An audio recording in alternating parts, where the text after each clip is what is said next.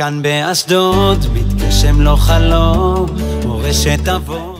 עולם התורה זקוק לתמיכה. אם אין קמח אין תורה, ואנחנו זקוקים שיהיה לנו תנועת ש"ס חזקה בעירייה, לא רק 6 מנדטים. אנחנו צריכים לעלות לפחות ל10 מאמרות שבהם נברא העולם.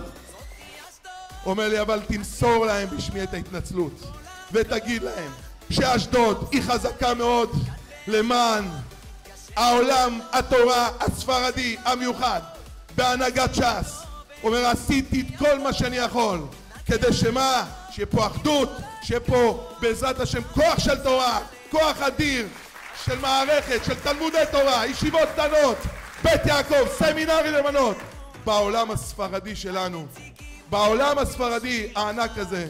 תודה למרן, תודה לנציגים, תודה לכל גדולי ישראל שמלווים, ותודה למועצת חכמי התורה שמלווה אותנו בעיניים הקדושות שלה, שנותנת לנו את ההכוונה שאנחנו לא דור יתום, אנחנו לא דור יתום. ראשי הישיבות עם הראייה הבריאה שלהם הביאו אותנו למעמד הזה בשלום ובאחווה וברעות. באמת, אני אומר, יש כאן ממש מפגן של קידוש השם ביום הבחירות, כשכולם ילכו ויגידו אנחנו מי להשם אליי, ואנחנו הולכים לבחור בכדי לחזק את כבוד שמיים, לחזק את התורה, לחזק את לומדי התורה, את כל בתי הכנסיות, בתי מדרשות שיש בעיר ובכל ארץ ישראל.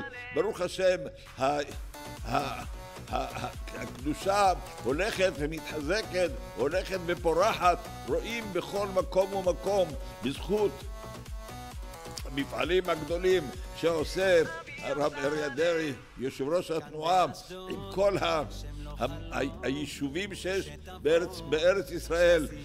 עולם התורה של אשדוד, אנחנו לומדים במלאכים איך עושים קטע לקדוש ברוך הוא, אבל אחרי שנעשה קטע לקדוש ברוך הוא אנחנו יותר ממלאכים, אנחנו לומדים מהם, אבל כשאנחנו נעשה את מה שהם עושים אנחנו בשר ודם, אנחנו יותר מהם.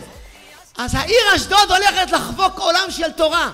מהיום עד היום הבחירות כל אחד ואחד צריך לזכור כמה עשרות טלפונים ולוודות שכולנו נכתיר את הקטע המלוכה. אמן.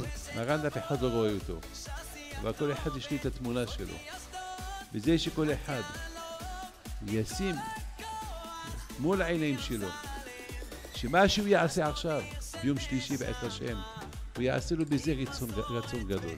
פעם ב5 שנים זהו הזמן שבו כל יחיד ויחיד מרגיש באופן מוחשי איך כל העולם כולו חציו זכאי וחציו חייב. ישנה השפעה ואחריות ליחיד להכריע מפעלים גדולים.